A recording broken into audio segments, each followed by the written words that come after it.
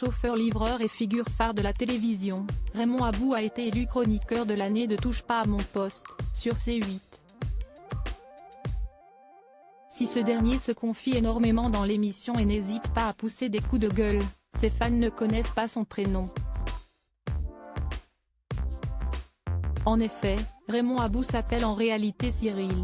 Dans un entretien accordé à Télévision Mag, il a dévoilé « Cela me fait un bien fou quand on m'appelle Cyril, cela vient le plus souvent des gens qui me sont proches et qui me connaissent vraiment. Dans une journée, on va m'appeler 100 fois Raymond et ça me permet de savoir que j'ai affaire à des gens qui me connaissent par le biais de la télévision. Dans les coulisses de Touche pas à mon poste, à part 3 ou 4 personnes, tout le monde m'appelle Raymond. » Évoquant l'origine de son nom de scène, Raymond Abou a confié « Si estime mon deuxième prénom que Cyril m'a fait adopter lorsque nous avons commencé à travailler ensemble à la radio.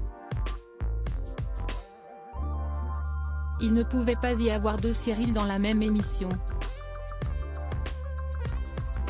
Évoquant sa rencontre avec Cyril Hanouna, le chroniqueur a déclaré « Nous avions un ami en commun, le producteur Laurent Thibault, qui a travaillé avec lui lorsqu'il a quitté RTL pour prendre la matinale de Virgin Radio. Nous avions commencé à travailler ensemble, je faisais des défis dans la rue pour Hanouna le matin.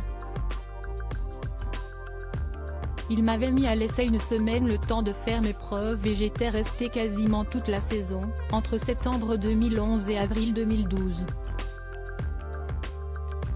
Raymond Abou, je mesure la chance que j'ai au cours de cet entretien, le chroniqueur a expliqué, tout doucement, je me suis lâché et j'ai appris à être moins intimidé.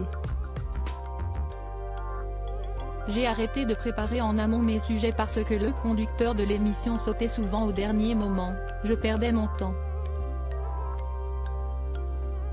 Je mesure la chance que j'ai d'avoir de travail et d'être dans Touche pas à mon poste, avant d'ajouter, je continue les livraisons parce que j'ai l'impression de garder les pieds sur terre et d'être au plus près des gens. Chaque jour à 8 h du matin, j'ai déjà serré la main et parlé à des dizaines de personnes. Je livre des bistrots et des restaurants, j'échange avec des gens de tous horizons et de nos niveaux sociaux. Je n'ai pas besoin d'internet pour m'informer ni de Twitter pour discuter.